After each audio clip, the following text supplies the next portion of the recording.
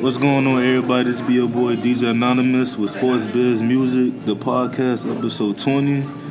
And not only I got a special guest, I got a legend, a legendary DJ from Miami, Florida, DJ EFN. What's going on? What up, man? How you doing, Thank you for having me. Usually, I tell people, to introduce themselves and things like that. Right. I know a lot of people know you, but it's still some, like especially still the younger generation that don't really know about you. But you can give like a brief introduction. Yeah, so my name's DJ EFN. I have a company called Crazy Hood Productions. Mm-hmm. We based out of Miami. Started in Miami, 1993. Mm-hmm. I've done a lot of things, within the industry from. Obviously being a DJ, doing mixtapes. I was known as like the mixtape dude out of Miami. That was like my thing. And then, I had a clothing store called Crazy Good. I have a marketing company called CHP Marketing and Promotion. We did marketing for like almost every label at one point. Rockefeller, Def Jam, Universal, you name it. Yeah, even movies and even like other kinds of brands. I done management. I managed this group Mayday that's out of Miami that signed to Tech 9 right now. Currently we have a song with Kendrick Lamar. That's what's up. We got a gold record off of that, a gold plaque. So check out for Mayday. I've managed artists, Garcia, Heckler, artists under my brand. Work closely with Nori. Fast forward, got the podcast Drink Champs. I'm the co-creator and co-host of the show. Not just the guy on the side. I'm actually the creator of the show. You know what I'm saying? Yeah. So like I said before the podcast, like I found out about you because of Drink Champs. Right. It was a great podcast, but I want to start like from the beginning. So what is all started like with the music? Like when it all started?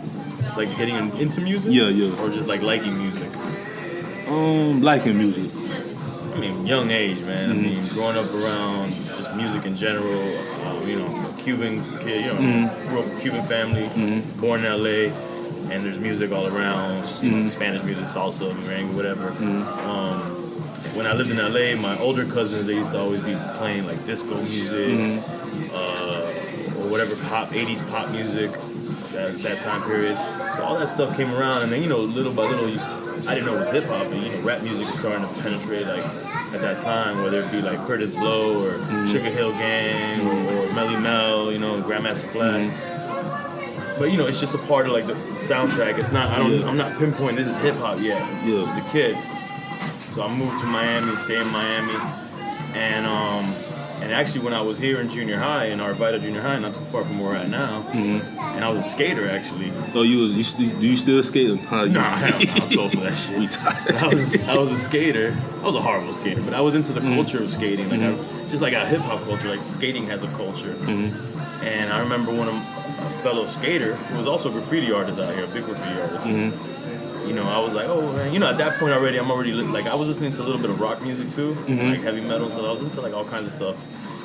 But in that, I was also listening to like Run DMC and Dougie Fresh and Beastie Boys and Slick Rick and that stuff. Now MC Shy D, True Life Crew from out here. Yeah. It was all in the mix. And then I remember I asked this dude, I was like, that's another skater. I was like, yo, what kind of music you listen to? And he's like, oh, I listen to. And he goes to me, what? I said, I listen to rap. He goes, well, what do you listen to? He goes, I listen to hip hop. I never heard that term. So what, like before we go forward, like I never understood the difference between rap and hip hop. Like, what's the true difference? Well, the real difference, I don't think he was thinking in the difference, but the real difference is rap is the music of a culture, and the culture is hip hop. So like, I guess it's easy to say, like, if you didn't feel like, if you didn't really live or breathe or feel like you were part of the culture of hip hop, you just be like, yeah, listen to rap. Like if you're just some kid that has Justin Bieber and this rap, Gucci Man, you listen to rap. Yeah. But if you're someone that kind of feels like you live and breathe, the culture, however you want to look at it, then it's hip hop. Hip hop is the culture, rap is the music of the culture.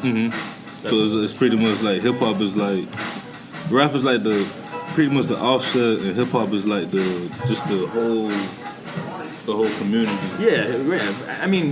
If you go back, some people used to call rap as like, it was like a bad thing. Because they used to say, oh, that's rap. Like rappers would say it's like hip hop. Like, oh, you just do rap. Like rap being like pop music of hip hop. Like you just like MC Hammer. He'd be like, oh, that's rap. Like the dudes in New York, but that's rap. But in reality, in its basic form, rap is the music of hip hop. Whether you like it or not is a whole different story. You don't have to, like, even Vanilla Ice, believe it or not, is hip hop. It might not be good. Yeah. You know, but he's a part of it. And I didn't even know he's from Miami Lakes.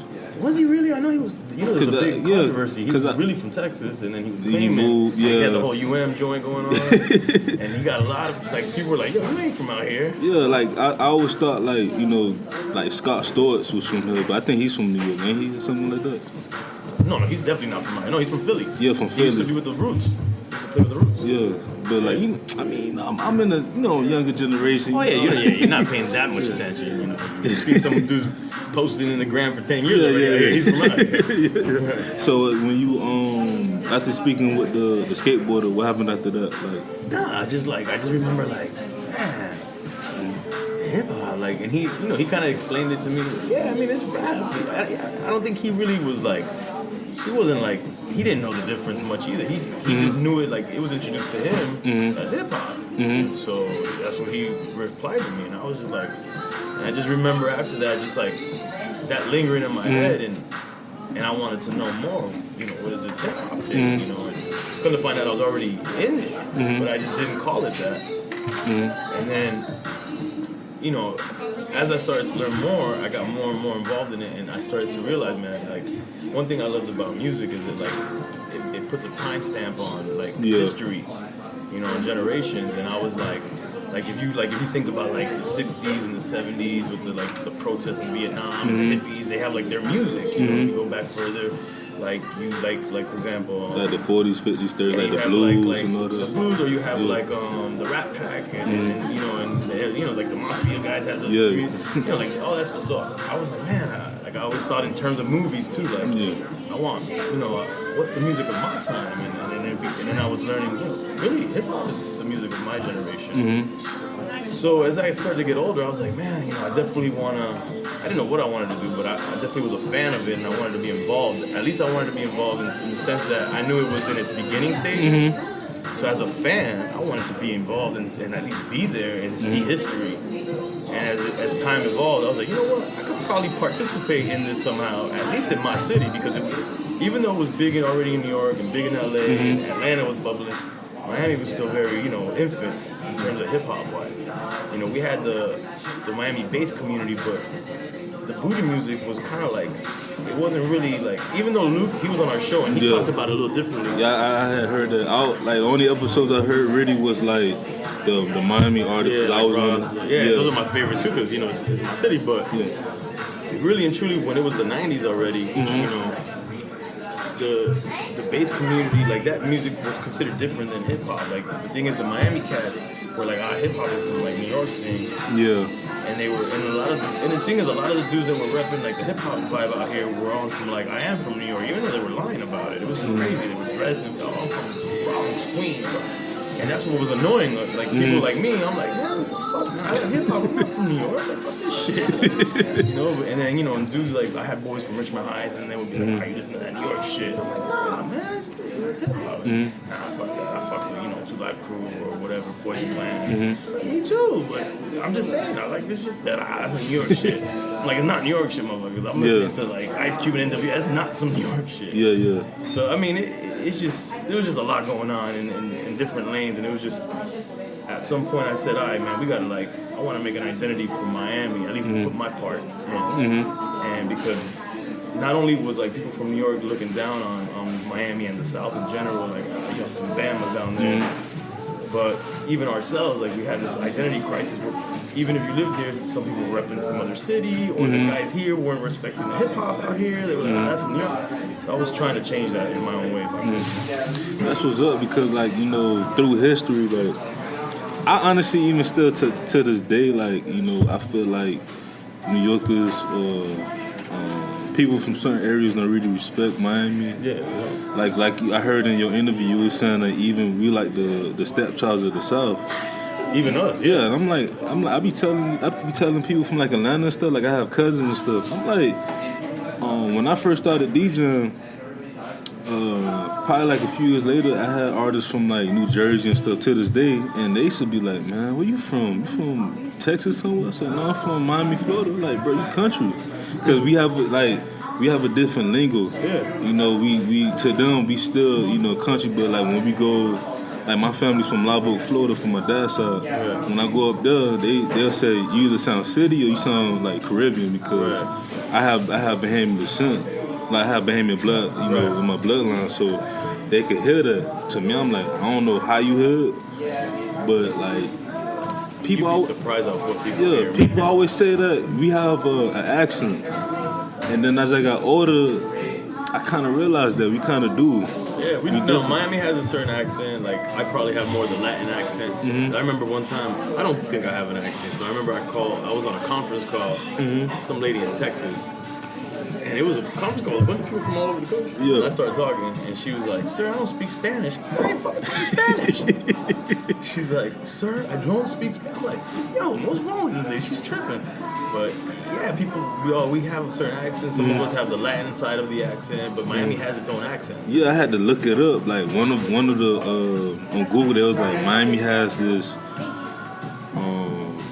New York East Coast accent, but mixed with like Southern or something. Like I had to like. They put it like that? Yeah, like it was like I don't see how you hear. But I could tell like when someone's from Miami, like even from the South. Like I know when someone's from Miami and someone's not from Miami. Yeah.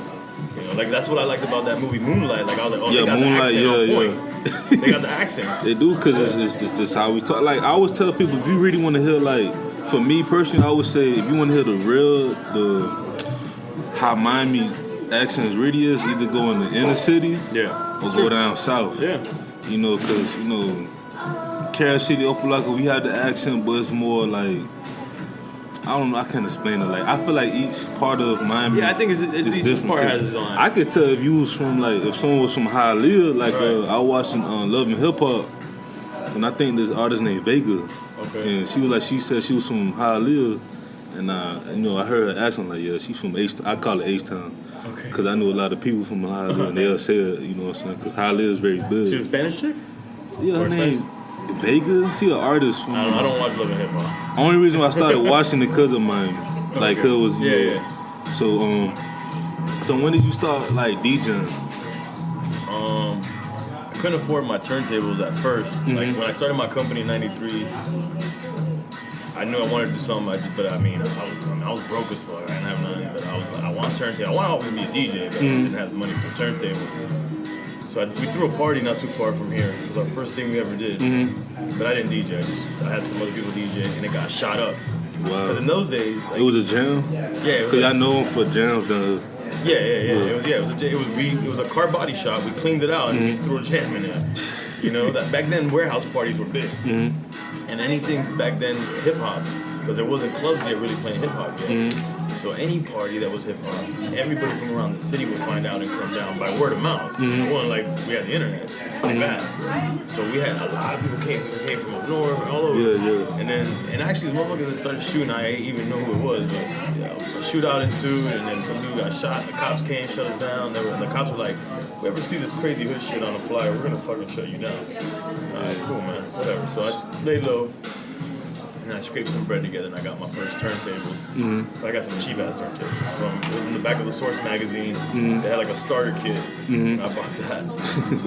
Started DJing in the crib, practicing, doing little mixtapes. So I'd say like around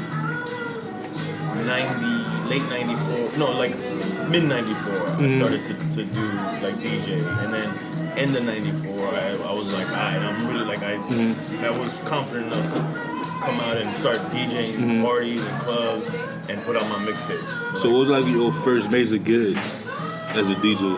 Well, I mean, the mixtapes was the first thing that I did, and I feel like that was pretty major, putting them out. But my first, we threw a party at they actually tore this building down, but right by the courthouse, by the highway, by the bridge, when it goes over there, there used to be this hotel called a Travel Lodge. That was on the right-hand side if you're coming from this side. And they had a little lounge And somehow, I don't know how I got hooked up, but they let us use the lounge to throw a party. Yeah, you talking about, is it like in the by the airport? Nah, yeah, you know where the courthouse is in the jail? Yeah. County jail. Yeah. Okay, so this is, you know the bridge like that? Yeah. So the county is right here. So on the other side of the bridge, there used to be a hotel travel lodge. When they tore it down. When they tore it down, it was like 2 years ago. Yeah, because I remember, because, I was younger, my granddad and them, they'll take me around and stuff and show me, like, all them places they used to go to and stuff like that. I know what you're talking about. Yeah, they used to have, like, you know how most hotels have, like, a bar or something? Yeah. They had, like, it was a nice size. It was like a sports bar, but, I mean, it was a run-down hotel. So that's why they were like, yeah, you want to do something? As long as they made money at the bar. That was, like, our first, like, party that I DJ'd that we threw. And I got pictures of that shit. Shit was packed. Did that shit went smooth. Then after that, we did, I started doing clubs on the beach. And now the beach is starting to play hip hop, but it's still slow and happening. How was that? Because, to this day, they still call us the people from across the bridge and stuff like that. Yeah, no. I mean, I always tell people, anybody, I say, if you go on the real Miami, always cross the bridge from the beach. The beach is horrible. I hate the beach. I've always hated the beach. But in this time, the thing is, the clubs were all on the beach. Yeah. So we had no choice but to go to the beach. But the beach didn't want to, like, even if they played hip hop, they didn't want to let, like, so-called, like, blacks and Latinos in, basically. Yeah. You know, if it wasn't, like, someone that was, like, looked like they had bread. So that was the challenge, you know, and I started to work at a club that was owned by the mafia, the Italian mafia. You know, because back then the mafia was heavy. Yeah. I mean, they probably are now, but they're not as in front of your face as they used low to. key. Now there's a lot of Russian mafia out there. But the Italian mafia owned a club that was called Union Bar. It was right on Washington. Right when you come off of 5th Street, and make a left, was those first set of bars. Club. And I remember, he was like, you ever watch The Sopranos and all these movies? Like, Yeah, I watched, not The Sopranos, but I watched, like, Narcos. Well, But it was I'm talking more like the Italian. Italian, You watch like any of the Italian I think movies? The Godfather, I watched, The These dudes Godfather. were like that. Like, you had the fat. Like, they walked in and stuff like that. And they was mad racist. Like, they was like, I remember some dudes were in there, like, just regular people, whatever. I'm spinning hip hop. And then I don't know what happened. They just hit a black dude over the head with a stool. And they was like, yo, we don't want, and they come to me. And we don't want no spits and niggas in this motherfucker. But they love black women, though. Italian I men? mean, I don't know what the problem is at this point. I mean, I'm sure they do, but I don't think they care when it comes to women. But I don't know, they were on some shit. And they had, like, the cops were down. You know, they would pay the cops, so they were all good. I remember, I'm young, so I'm like, I just want to get my money from DJ. This other shit. So I remember the dude, it was just like a movie. He's like, all right, man, it's time to pay you. He goes, come with me. And this is after that incident. And, you know, I'm thinking, he said no speak. I'm Cuban, man. I'm a speak. You know, what are you talking about? And my boys are with me. You know, black and Spanish. So I'm like, oh, man. And he takes me to the freezer room with, they got the meat hanging. Like a movie, like where they were going to kill it. I'm like, what the fuck is this guy going to do? And then he just gave me the money. I was like, man, I don't want to work with these motherfuckers no more. But those are like my first gigs. And, you know, those clubs were crazy back then. Like, I worked at another club that was owned by like an actor, and Madonna used to own like Liquid, and they used to do like hip hop. They had a hip hop room there. And it was wild days. Man. Yeah, like the 70s and 80s, because my grandma, her brothers, one was in the pros and one was a drummer for the Casey and Sunshine Band. Oh, dope. So she'll tell me like she met Ric Flair, she met like all these, because they should come down a lot. You know, especially like they should come in the in the hood. Yeah. Because where I'm from, like, you know, Opelika area, like my great grandma, someone I guess gave her that house, but that house used to be the spot back in the 80s and 90s. Because like when they wanted to come down, they be like, man, we're gonna come right here. Then let's just show us the whole Miami, things like that. But yeah, like I hear stories about like, you know, the 80s and the 90s and stuff like that, but I never like. I always want to relive it. Like, I don't know if I want to come out with a documentary one day. I mean, you should look into it. I mean, I was a kid during the 80s. Yeah. But the 80s, when I was out here, was wild. You know, like, even just like the gangs out here. Yeah. Like, they had, like, all kinds of weird gangs, Latin Kings, and Latin Disciples. Like, I mean, obviously, I guess I would see more of the Latin gangs, but I know in Richmond Heights, they had, like, some, I don't know if you ever heard of these dudes. I think they were called the Ninja Turtles. You ever heard of them? No, I never heard. It was like it was like a gang. Man, I hope I'm not saying it wrong, but I think there was a gang called the Ninja Turtles, something crazy, and it sounded funny, but these motherfuckers were hardcore. Yeah, like I just heard, like, cause you know, a lot of people gotta realize, like, even as I started driving as an 18-year-old, like my dad should take me places, you know, all around Miami. But as you like, for me driving, like first experience, Miami got different parts, and everyone's like it's different. You know what I'm saying? Like you got to be careful. Like Little Haiti, Little Havana, you got Hialeah, you got Opalaka, you got like some parts of Kendall. Like people think like it's a suburban area, but like people be robbing over there. Kendall's different because remember, if you watch the documentary Cocaine Cowboy, they got shot up the day. No, but the drug dealers built Kendall. Like this is their suburb. They built this suburb on purpose with drug money so they could live in it.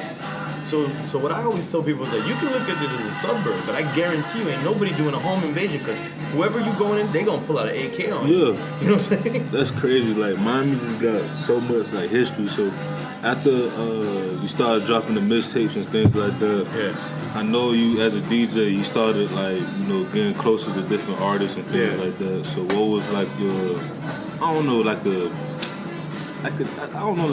duo type for performance or whatever? What do you mean? Like I don't know, like who did you DJ for? Like your first artist that you DJ for like at a concert? That I DJ'd for.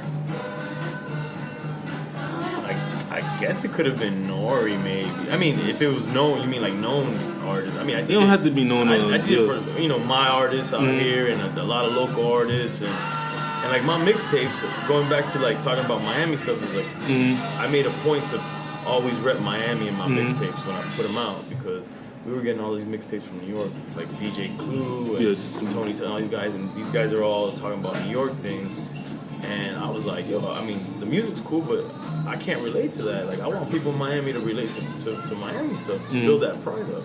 So, you know, I talked about, like, they would be called, like, you know, like, I don't know, 95 South, whatever, different names that had to do with Miami or Kendall even. And the other thing that I would do is, I rep Kendall hard, which people thought I was crazy at the time. Like, you gonna rep Kendall? And I'm like, I mean, I live here. What the fuck? I'm not gonna lie. Like, this is where we're at. But I also believed in that whole thing that happened in New York in the 80s when it was like the Bronx against Queens and Queens against it built the whole city up because they were all trying to be better. So I said, all right, if I rep Kendall hard, then Hialeah gonna rep, or you know, Opalaka gonna rep, or you know, because they're gonna be like, fuck them Kendall dudes, but on some like you know like trying to like be better on some music shit. So what's really did happen? It did. You got North Miami and you know got NB and stuff like that. Like it's really like them boys like music wise they'll try to compare each other and stuff. And they're like, nah man, I'm from North Miami. I don't know about them boys over there and I don't know in Overtown and stuff like that because it's like I said, it's like different like parts and things like that. I feel like there's been shows, and there was a movie that came up, but to me, like I felt like they didn't really show the whole Miami as a whole. I don't know because it may be too long. Which one, the one that was on World Star? Yeah, that one. I was disappointed in that because you know what? I was talking to the dude that actually directed it before he did it. He wasn't. I don't think he was from Miami. Don't quote me. No, I think he's from Chicago. I think I know he's. Yeah, because he did the Chicago one. Yeah. Cool ass dude. And he told me because we talked, how me and you were talking. He's like, man, you a legend. Here you go, whatever. You know about the history. Like, yeah. He's like, I'm gonna bring you in so you could help me, you know, get some, you know, like background and really look at everything out here. And then when they did it, I feel like it definitely didn't have Latinos in it. Like that's another thing. Like you know, it didn't. Like it didn't show like really like a depth to our hip hop scene. I know why they focus a lot on. I didn't watch it, but I heard that like a Lil Haiti was focused a lot because the dude Q from World Star, you know, rest in peace to Q. Yeah, he's Haitian. So he wanted, you know, I get that. He wanted to focus on Haitian Americans, and I understand that. But yeah, I feel like they shorted us. You know? There's so much more to us, man. I think if Miami shows everything, not just one side, man, we just look better. Yeah, it's not even. It's even in the Caribbean in general, like you know, like me, I'm Bahamian descent. Even Luke said it. Luke said the Bahamians built about 40% of Miami. You know, and then you had the Cubans. You know, they had their part, a lot of part. You know. And you had the Dominicans, like even Jamaicans, like it's different cultures that came over here that built up Miami and things like that. Definitely, man. I mean, yeah, look, my friends are perfect representation. My crew is made up of Colombians, Cubans, Puerto Ricans, Jamaicans, Haitians, you know, all of that. So definitely, man, like there's just so much diversity in Miami, and that's what makes Miami different and I think great at the same time. I mean, sometimes it's a negative because we're like a banana republic. Yeah. You know, like just never mind the politics of it, but yeah, man. I mean, there's just so much, and I feel like when they just show one thing, kind of like a stereotype of Miami, you know, instead of showing everything, you know, it sucks. And that's the problem, like, cause you have these out of towners. You know, I went to Virginia one time with my mom and my stepdad at the time. And like, you know, they was like, hey, you from Miami and stuff like that. I know you be going to the beach and stuff. I said, no, I don't. Yeah. I tell people if I go on the beach, I like Fort Lauderdale Beach, honestly. Yo, I go there too. Cause it's laid back. Yeah, like, I go there too. People nice out there. You know, South Beach is like. Fuck South Beach, man. It's horrible. Now I did talk to somebody. I didn't even know this. I heard that like Miami Beach, like especially like North Beach, got gangs. Oh yeah. Even South Beach. Yeah, they South cleaned Beach. it up. Like we used to have mad beef, my crew. Yeah. I mean, everybody had beef. Yeah. They had this gang called the South Beach Boys. Yeah. And they used to be on every corner. When you fought with one corner, they used to blow a whistle, do some kind of sign, and all the corners would come in, collapse on top of you. Yeah. And all of a sudden, you was fighting 5 guys, you fighting like 20, 50 guys. Yeah. You know, like it was. Yeah, because my boy Andres, he got a clothing line, Most Val. He's from 79th Street. Yeah. And he used to tell me, like, I told him the story, like, when I was 18, my car got towed, and then the whole conversation about the dude was telling me, because he was asking me where I was from. Right.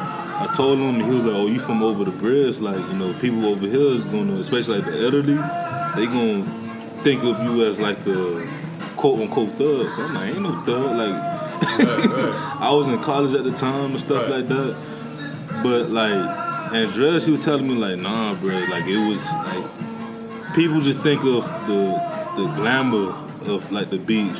No, it's really, they just put, like a mask over it, but the beach is really hood, you know, on all kinds of levels, whether it be underworld criminal organizations or it be street gangs, like, and they keep trying to make it look nice, but it's still there. Yeah. Like, the beach is... Because even, like, Wynwood, I consider that, like, overtime.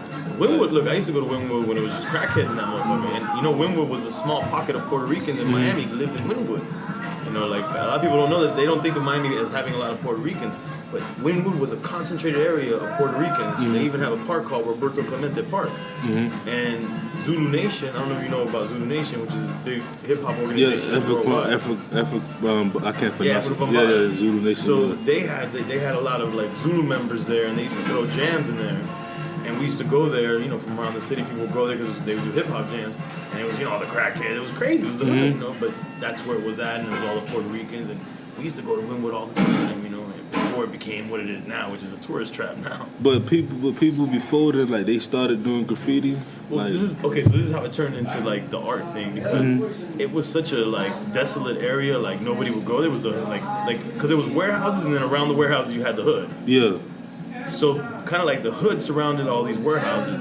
So nobody really the cops didn't really care about what was going on in the warehouse. So, and a lot of the warehouses were abandoned. So what graffiti writers did is they would go in there, they call this, in Miami, I heard they don't call it this in other cities, but in Miami they call it penance. Penance. So that pennant meant a place where you could just do murals and no one's going to bother you, or they just do these big ass murals.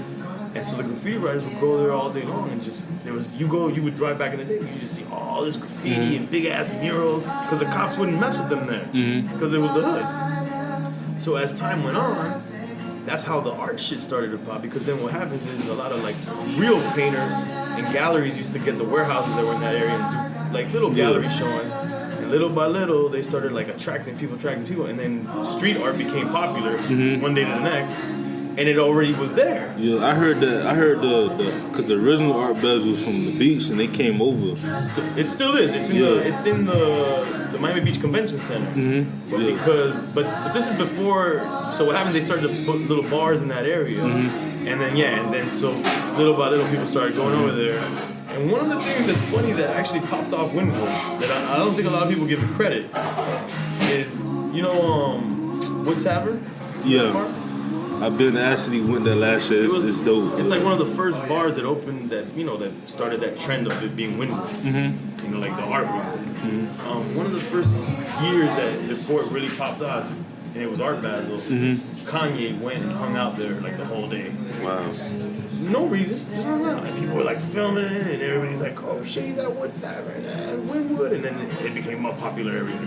Kanye is like one of the most influenced artists. I like Kanye, man. A lot of people don't like Kanye. They don't understand him. I'm a Gemini. He's a Gemini, so I kind of get him. I would say, I told the artist, because he's a Gemini, but I would say that Geminis and Libras run like hip hop. Yeah, you think so? Yeah, because look at all the Geminis. It's Ice Cube, Biggie Park, Ice Cube. Ice Cube's a Gemini? I believe so. I think he's a Gemini. That's one of my favorite artists. Kendrick, I think he's a Gemini. Oh, let me find out. I gotta find out. Now. But it's a few Geminis. Then you have the Libras with Eminem, Lil Wayne's a Libra, T.I.'s a Libra. I think G's a Libra too. Like it's. With me, I'm a Capricorn, so I'm like, the LL Cool J and stuff like that. But it's only like music-wise, like in general, not just hip hop. Like we up there and stuff like that. But yeah, man, like it's. I didn't even know that. I didn't know about that. So the mixtape game, because me when I first started coming up as a DJ, I was doing mixtapes. Okay. But in the interview that you did, you said mixtapes is not appreciated no more. Not the way I'm used to make them. Like why you say that? Like why you say that? I mean, well, for one, I mixed tapes when they were actually tapes. Yeah. And the difference let's just start there. If someone got my mixtape, they couldn't just pass the tracks. They were like invested in listening to it, unless they were gonna fast forward or rewind, which was a pain in the ass. So, they had to listen to the way I mixed it, and it's everything. Mm-hmm. And once it got to CD, they could just skip the tracks. They didn't even care what you might have did some cool mix or something between songs. They don't give a fuck. They just went to the next track. So just saying. So first it was mixtapes, and that was a culture around just cassettes. And then it got to CDs, and I stayed there. I did it. But then when it went strictly digital, I don't see the point. Like to me, a mixtape is something you went and you held, you grabbed it. And the thing is now, the difference is that people got mixtapes back then because they wanted to hear the new shit before it came out, or some freestyle, or some shit they couldn't get out there. Mm-hmm. Now with the advent of the internet, you just think you hear about something, you just Google it. I was going to ask you that. Like, you think streaming messed that up? Yeah, I mean, streaming messed up a lot of things. It's not just the mixtape game. Even like sales and stuff. The music game got turned upside down. Mm-hmm. But yeah, just mixtapes, just that game don't exist no more again. Yeah, cause like DJ Drama was like my most influenced DJ. And like my sister had a Jeezy mixtape. What was it? Can't Ban the Snowman, cause she went to school up in Alabama State. Mm-hmm. So whenever she used to come down, she had all these mixtapes and stuff like that. And it was like the CD back in the day, like early 2000s. So I put it in. I'm like, this shit hard. And then like Drama, he'll talk his stuff, scratch, my thing was the drops. Right. Cause I'm like, I don't got no turntable to do the scratching. I don't really like talking like that. But the drops, so I had artists around me do drops for me. So even though I'll try to do a virtual DJ on the computer, it's not the same. Right. When I suspend it, do the little effects, then I'll drop the drop and stuff like that. I could say 06 to 2010, 2011, which I agree. I think that was probably like one of the last times in that era of mixtapes that was ready. Because think about it, like Wiz Khalifa had a dope mixtape. Yeah. It's... but then that's the thing, it changed. It went to artist mixtapes. Yeah. Everything you're saying is different from DJs doing mixtapes. Because even though I know Drama's involved, but these are really, it's a Jeezy mixtape. Yeah. So mixtapes change where now when people think about mixtape, they don't even think about the mixtapes I used to make. They think about one artist doing rhymes over other people's beats sometimes, or just songs that they don't consider an album. The last people that did that was from Florida actually was Smalls and Obscene. Yeah. They was like the last DJs that actually do that. Like, had Pitbull, had like the Know Your Club. He actually made a whole song, like the Miami Club. Yeah.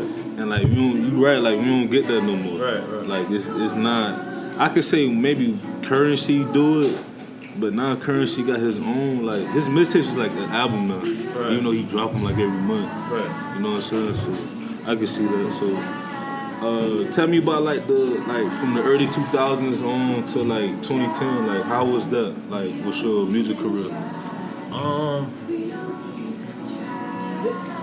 Those are harder years to remember, but I mean, I was doing a lot of the marketing stuff at that time. Okay. In the early 2000s, and I remember actually in the early 2000s, it was really good because although I had done everything from like 94 to 2000, it seemed like people really started to like hear about me nationally around like late 90s, early 2000s. So I was like one of the first DJs from Miami to be on BET Rap City. Yeah, I heard on the interview. Like, how was that? Like, it's dope, man. Like I went out there. The only thing that sucked is that I recorded my episodes, and I don't remember the exact days, but let's just say it was September 9th. And let's just say I flew out September 10th, and then September 11th happened. And it was crazy because in the last episode I was talking about that, like how downhill how we was, because I was in the 4th grade at the time. So my mom, for some reason, they was like they let us out early because it was some stuff going on. They said it was really, from what I heard, it wasn't just them planes that was supposed to hit New York. Of course, you knew about the plane that was supposed to hit Virginia. They said they was trying to plan like hitting LA, hitting like supposedly, yeah. You know, yeah, I heard about that. I mean, the shit for me is that I was on an American Airlines plane, it's crazy. And I was flying back, and I woke the next morning. I flew in that night, and I woke up the next morning to the news, and I was like, oh shit. And the thing is, the BET Studios that I was at is actually not that far from the Twin Towers. Like, I had seen the Twin Towers, at least from where I was at. It might have been a little distant, but I seen it. So I was like, oh shit. So what that did is that delayed my episode coming out by 6 months. Wow. Which it still did. I mean, it didn't matter, but 6 months is a while back, especially back then. So the basement wasn't really in Maryland. It wasn't what? It wasn't really in Maryland, like the basement. No.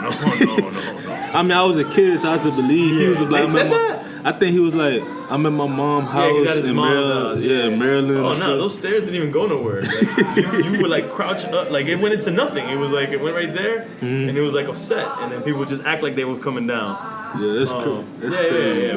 But I mean, I recorded 2 episodes, and you know, and I came out, and everybody's 2 or 3. It might have been 3, but I was the first Florida DJ to be on there, and then like the Source magazine, which was big at that time. Yeah. I came out and they talked about me or my groups, and we were like one of the first. And when I say the first, I'm talking about like besides like Luke and Tulai, like because they was already. No, but from our perspective, that was the bass scene, and they were legends in Miami. But at that time, we were like parallel of each other. It was the hip hop scene in Miami, and it was like the bass scene. And it was just different, you know. Even though it's really the same now, but back then it was just looked at as a different thing at the time. Yeah, because everyone always considered like Luke and Uncle Al, like all of them, like you know they was the booty shaking, the bass. And I think that's one of the reasons why a lot of, up north, New Yorkers didn't give us that respect, because look at Trick Daddy. Trick Daddy was influenced by... Trick Daddy comes from, though, his first song is Scarred. Yeah. But like to see his evolution, like my favorite album from him was like, I think Thug.com. I tell people, to me, Trick is Miami's Jay-Z. Yeah. You know, and the thing about Trick, and this goes for hip-hop across the board, like, if it's like honest and authentic to that city, and you really feel like, yo, this person's voice is that, like that's what Trick is for all of us out here. Like when Trick spoke, you know, I feel like I'm in Miami now. I'm listening to Miami, you know, and I mean I love Trick and that whole movie. But like you said, yeah, like the bass scene and also Uncle Al. Like I got to meet Uncle Al and talk to Uncle Al, and he was really supportive actually. Like a lot of us used to think like maybe someone like Uncle Al might be like, y'all doing that New York type style, you know, rap shit, you know, that hip hop shit. But when I met him, he was like, yo, if you rep in Miami, I'm a support. So he was that dude, because, he passed away, I think, in 2001, so I was legit. So he was really like humble, like he was always I about used to go to Studio 183rd. I don't know if you know about that spot. I don't know if it's still around. No, they not. You talking about the one with the plaza with Caramel? You know they knocked all that down. Oh, they did? They knocked all that down. They finna turn that to like a new plaza. Like they knocked it down last year, the end of 2016. But they tore all that stuff down. Like they taking a lot of stuff away. Yeah. Well, I met him there at it might have been a Goody Mob show or something. Like one of the cool things, I got to see a lot of the first shows that people did in Miami, like Outkast, Goody Mob. Like Outkast came by I used to do pirate radio too, and they came to my pirate radio show to promote their second album. And so whatever, so I got to see Redman first time, Biggie first time, like all these people. So that to me is history. But anyways, I met Uncle Al at Studio 183rd, and I remember I was trying to do a magazine called Trife Life Magazine with my homie who was from New York. Yeah. But it was important to me to represent Miami, so we did an interview with Uncle Al. But the magazine never came out, and I'm actually trying to find those interviews because they're legendary interviews. Golden. But I got pictures, and you know who Freestyle Steve is, right? Nah, that's one of his boys. You know, they had the Sugar Hill DJs. Yeah, I know about the Sugar Hill DJs. So yeah, it's one of his boys. He's on the radio. I forget what. I think he's on 99 Jams or something. I don't know, but he's doing big things. He was DJing for like, I think either it was Missy or I don't know. He was DJing for somebody, but he be touring. He's doing his thing. But he hit me like I posted the picture of Uncle Al. He's in it, and he was like, oh, he hit me like, oh shit, that picture's crazy, you know. And I just remember like meeting Uncle Al, super humble, you know, because we love, like, the thing is that no matter what anybody thinks, like, even though, like, the hip-hop heads were different, Miami bass, to us, is still a part of our DNA. Like, when I went to a party, you know, you had the reggae set, you had the hip-hop set, like, the DJ quit, and then you had the R&B, a little bit of R&B, and the bass music. And the bass music and the reggae are the things you dance to the girls with, you know what I'm saying?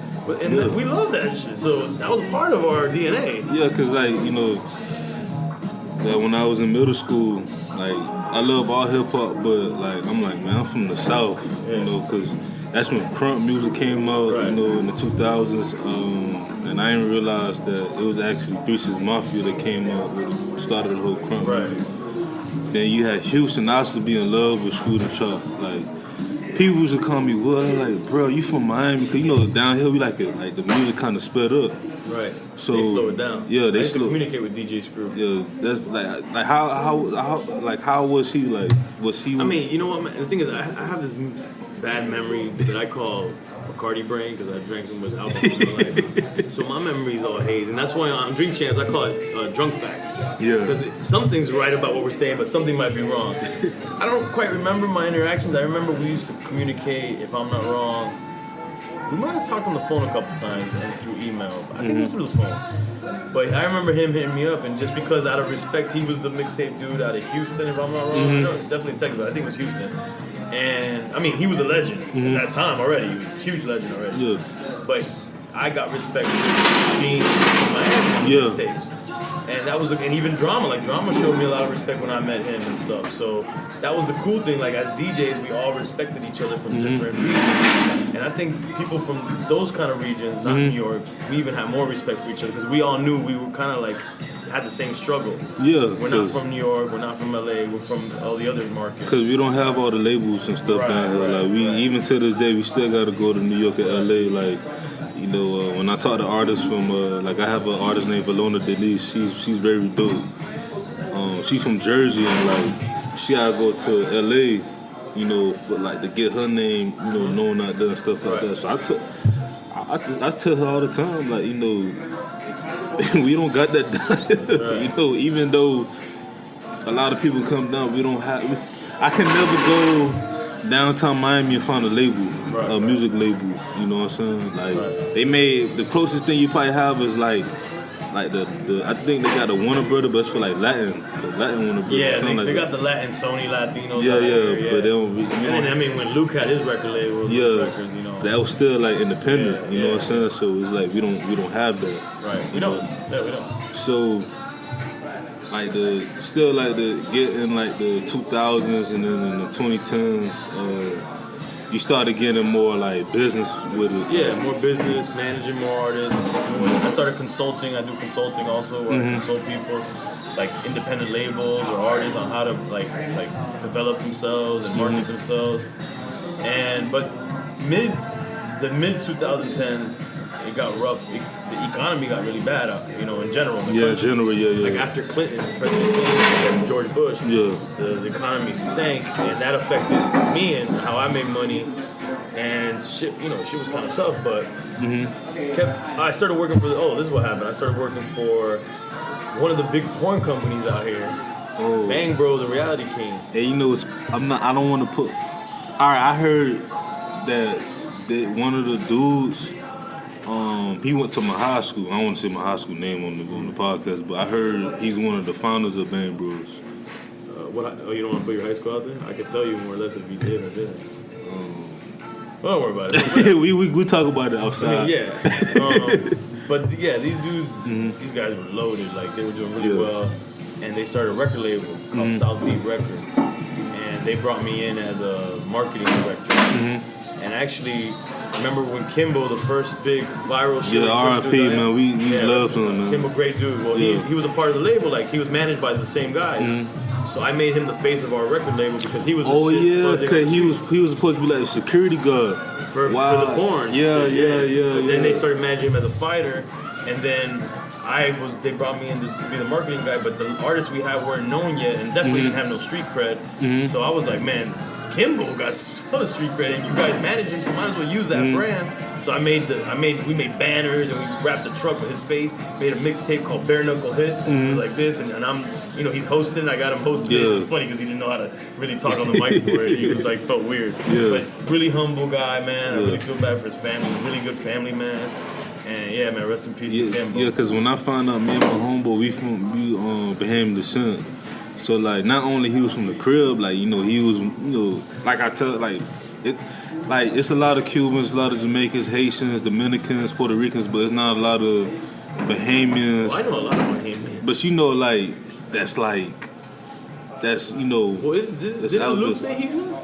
Who? Isn't Luke Bahamian? I think, I believe Luke, but like, you still don't get that acknowledgement from a lot of people. Cause I think Bahamians are just real humble. Bro. Yeah. Like, they're not like, how Jamaicans will be like, you gonna know they Jamaican, and now Haitians feel that way. Yeah. I don't know, Bahamians, usually low key, Yeah, so... But yeah, man. So, like, how was that though? Like, working with like a porn company, like it was weird because they wasn't really into it like how I was, like into the music. Yeah. It was just they had a lot of money. They were good dudes, but they were just it was like a toy to them, and I ended up leaving. I don't want to talk about the details. I mean, nothing bad, but I just left. And when I left, I brought Jim Johnson, that's the producer for Pitbull. Yeah, I brought him in when I left. I mean, I'm not saying he took my position, but he just came when I left. And eventually the label folded because they didn't have their mind wasn't on the game.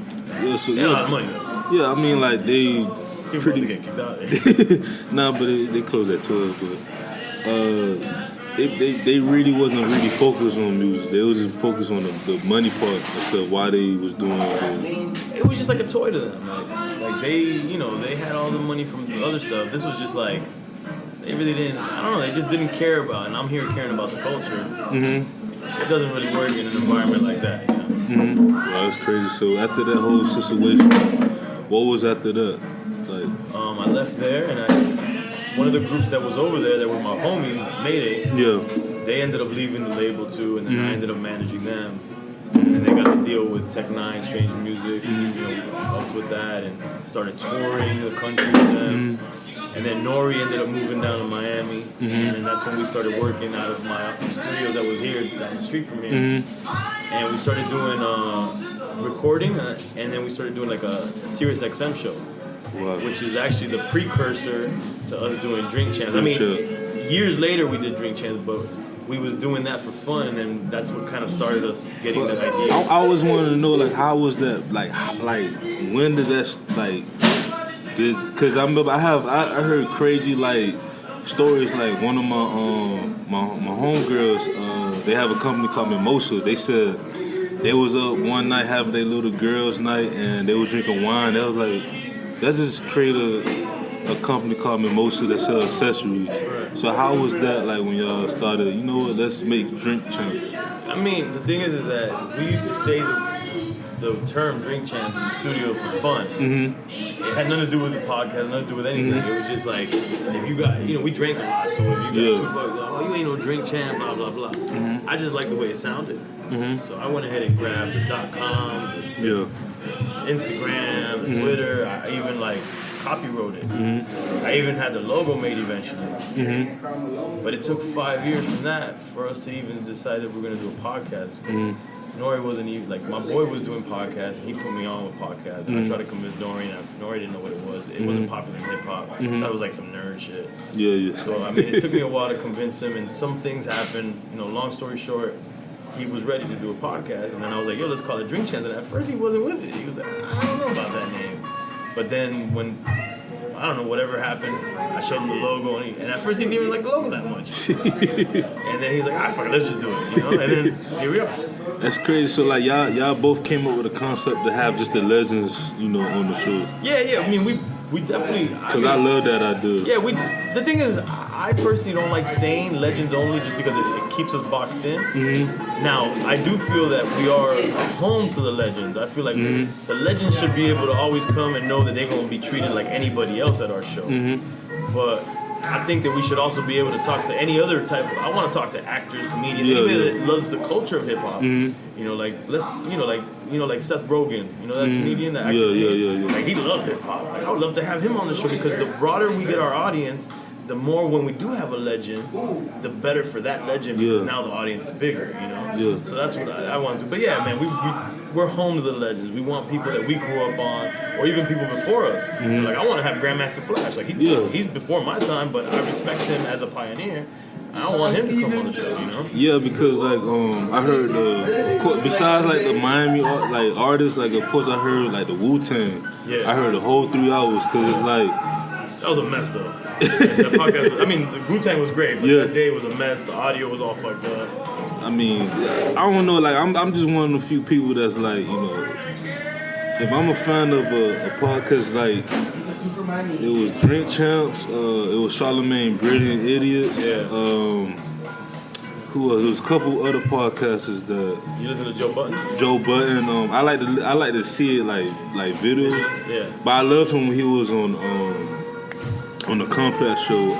Okay, yeah. Cause he know his hip hop. Right. He to me I want to meet him one day, just ask him a lot of questions and stuff. But with me when I started my podcast, Sports Biz Music, is because of the podcasters I was listening to, and plus the Breakfast Club and things like that. So I was just you know what? I know a lot of people, but I want to get to know other people as well. Right. So I Sports Biz Music is have athletes, have artists, have business people, talk about not just the current, but also the past, how they started. Cause I love that, I'm a type of person how did all this start? What you got going on now, and then what's the plans for the future and stuff like that. So y'all heavy influence, in Sports Biz Music. So you should have my boy Drink Champ Sports. That's what I was about to ask you that. How does because they don't have a podcast out, right? Not yet, man. He hasn't got his shit together yet, but he's like a sports fanatic, though. Yeah, because I went to school for sports. Yeah, so he'll talk to you all day. I'm not a sports guy. So you never really follow up the Dolphins and that? No, I did. And the Canes. When I was young, I followed all the sports, and I played football in high school for a little bit, and played football and basketball in the streets. But when I got into the business, my mind frame was I don't want to get involved in anything that's gonna sidetrack me from what I need to do. And when you're into sports, you get into it, man. Yeah. And I'm one of those dudes that when I'm into something, I'm all the way in. Yeah. So I just said, I'm out of it. I'm not gonna pay attention to sports. But music it's like a sport, but I'm just saying, when you into sports, you gonna be my boy. He'll talk you forever. Yeah, about ESPN all day and stuff like that. That's another thing too. Even ESPN First Take. Yeah. It's I don't know, I just never been that person that to talk to especially be social with new people. But where I want to be at, cause I want to be an agent, like a sports entertainment agent one day soon. So, you know, even you could teach me about like, you know, management and things like that, because I don't know, growing up, my family always had like businesses. And like I would always like my granddad had this T-shirt. My grandma she sold, you know, like dresses and stuff. My mom, yeah, they're entrepreneurs. Yeah, she had taxes and stuff like that. So like I was like, what I want to do? I want to be a businessman, but I want to help people. You know, be financial, you know, stable. Because I was that kid in high school that like my mom give me about $70 on the, you know, on the card and stuff. And then like I'll pay for people like lunches and stuff, because I'm still like that to this day. Like I tell my fiance, if I'm broke but I got $5 and you need something, that's yours, $5 to get you something to eat. I'm cool. You know what I'm saying? So it's just you're a good dude. Yeah, and then I do my research. I don't know. I'm a geek. Like you right, like sports. Like I like when it comes with the trades and the contracts and things like that. So, two questions. Who are your top 5 artists of all time? That's tough, man. A lot of people ask me that, and it's just tough because when you ask a DJ, we have so much music in our head.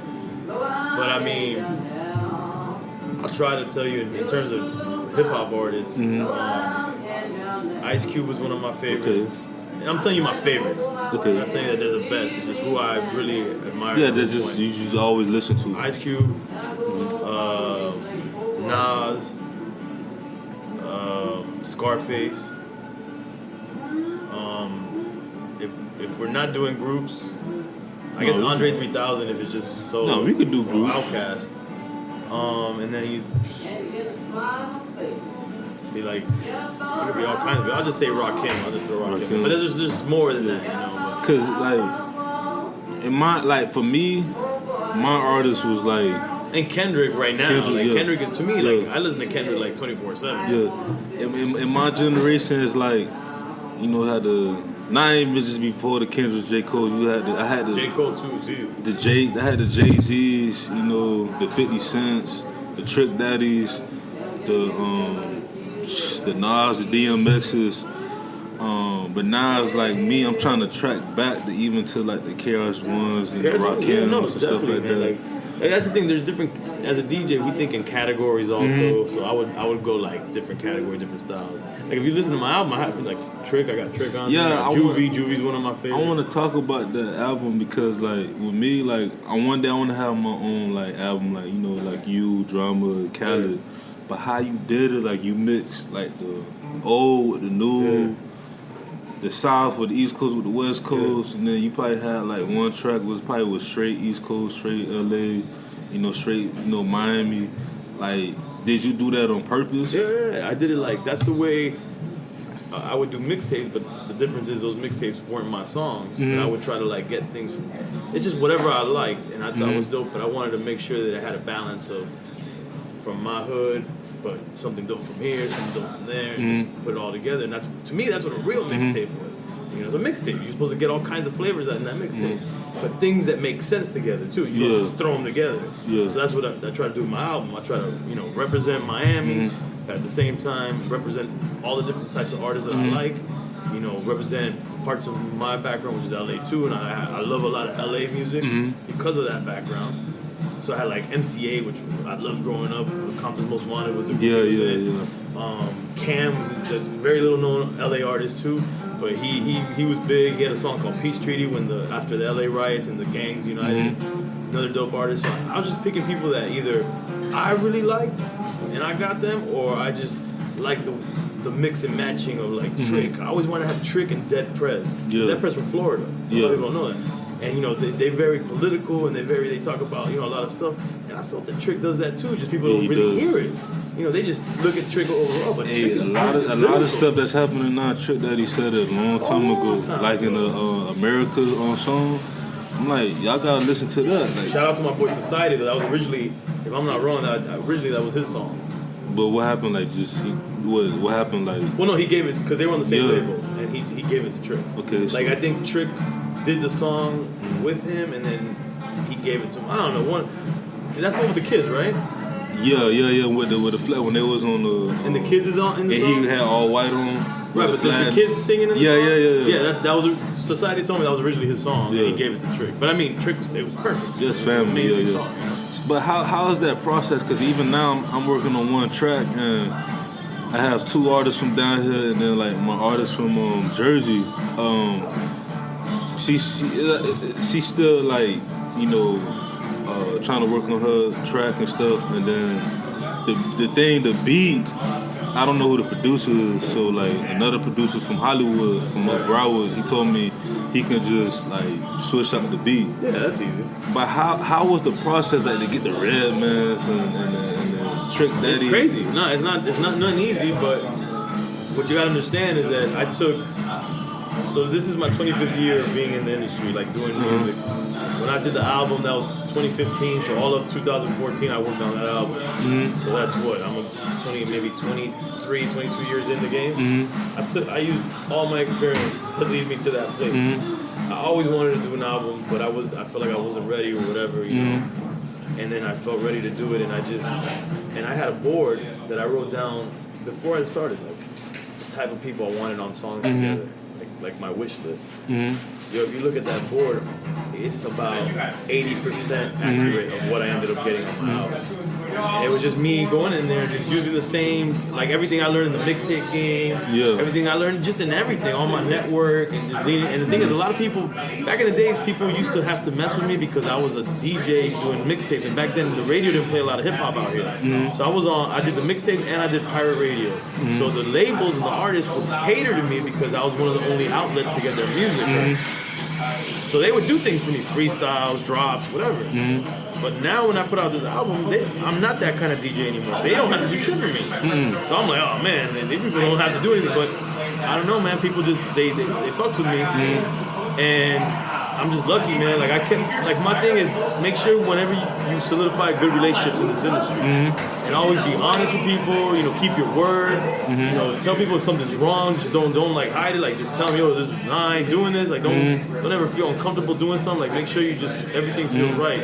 And I think that all that longevity and all that way of being who I am just got me there and was helpful for me to manifest that album. Because that album in a normal world would have cost. Like I could have been afforded that. Like it's golden. Like not to shoot down Khaled because Khaled first album to me. No. What Khaled does is different, totally different lane. And I seen Khaled's grind, so I have a lot of respect. I love like Khaled. Me and him came up around the same time. But your album is like. I don't know if like you didn't do enough marketing around it, or it was a low budget. Look, I didn't do the album for it to be a radio hit. You know, like I wasn't on a label. I did it all by myself. It did what it did for what I could make it do. You know, I still think there's a lot of people that need to hear it. So I'm gonna do another project and try to shine light on the older album. You know, on that album. But yeah, man, it wasn't made for radio. I did it for me. Like it was strictly an album I did for myself. I did promotion. I did it. You know, it got its buzz at the time, but it got its buzz within like a pocket of like diehard hip hop. Yeah, like a hub. Because I always, this is one of the things I always say. Having a cult following is better than just being famous. I believe so. Like at least they're really into what you're doing. Yeah, because like even though I just known of you for like a couple years, I knew like. You had a following like for a long time, and like even like having the different artists, on your project, like it just it's like it's a heavy influence, as for me as a DJ and stuff like that. I'm kind of ashamed that I ain't know of you, because I'm like a geek. Like I'll come home, do my research as much as I can, because. I tell these up-and-coming DJs that's younger than me, I tell them, like, you have to do your research. Not even just, like, hip-hop as a whole, but you got to know about your city. You got to know, like, where the sound came from, who was the first to do this and do that. You know what I'm saying? Like, to this day, I still, like, even new artists, like for example, like, I don't know if you heard of Lunch Money.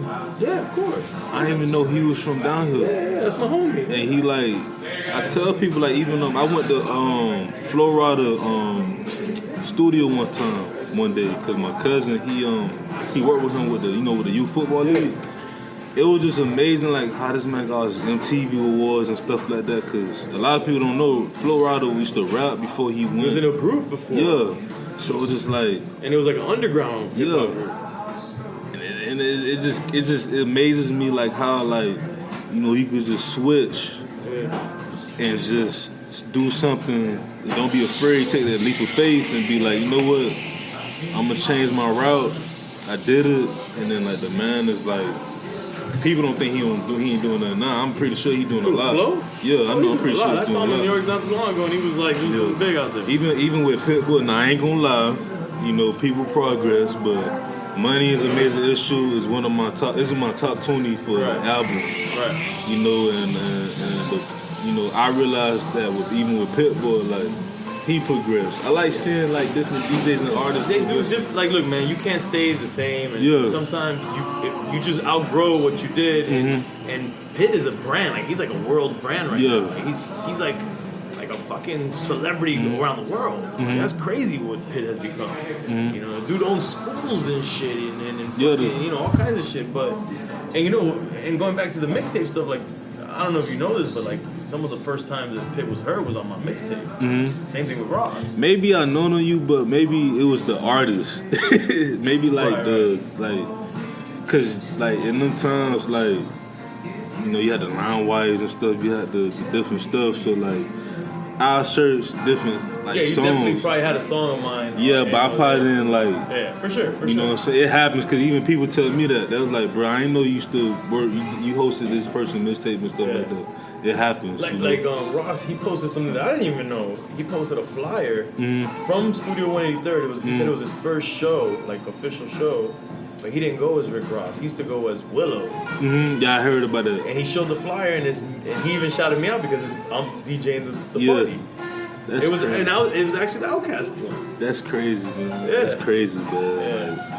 Like, it's just I don't know, man. Like that's why when I created the podcast, I want to learn new things, but also like get the chance to meet, like a legend like yourself, just to sit down and just, cause I'm learning like the knowledge and things like that. We could talk for hours if we had the chance. Yeah, man. I mean, I'll definitely do this again if you want. Yeah, of course. Cause Starbucks, y'all once again y'all sponsor the podcast, please. Yo, that could be possible. Yeah, cause even I want to also ask you this too. To more with the drink champs, like how that was, like how was it to even get a deal with CBS? It was my boy, and this is something else from Miami that you'll learn. My homie Godfrey, he does a podcast called Gamertag Radio. I've heard of it. It's a gaming podcast, but it's like gaming, but they talk hip hop too. They talk about all kinds of hip hop too. And he's from Kendall, and he's actually in the Podcast Hall of Fame because he's like one of the been doing podcasts before it was even called podcasting. Yeah. And he was at CBS, and he said, "Yo, man," he was the one always pushing me to try to do a podcast. And he said, "You want me to introduce you to the people?" Yeah. And then he introduced us, and they picked us up. Like we did a demo. Me and Nori had to do like a demo. Demo was Fat Joe and Kenny Anderson. Now Fat Joe got a podcast on Tidal. Coca Vision, today I was with them. We were doing a video with That's what's up. Fat Joe. That's what's up, man. Cause CBS and then Revolt, then Revolt picked us up as a TV show, and now we're no longer with CBS for the audio. We're with this company called Audio. I don't know who you. I go through Audio. Me and my podcast is through Audio Boom, and me and my fiance, we got a podcast called Cuddle Talk, which I tell her all the time. I feel like that's gonna be that show that's gonna blow up. Right. Because a lot of people say it's different. Right. They like to see like our dynamic, but. Audio Boom, I'm trying to somehow, some way, one day, continue to grind and get like a partnership with them, because they like every time I post, tag them in it, like they like it. So I'm just, doing it. There's the formula with them that I've learned, because I have friends that have published to them as well. If you you just need to get like a few thousand listens in a week or something, and they'll start to get you ads. Yeah, because like I do. Radio Public, I'm on the, and they had this program.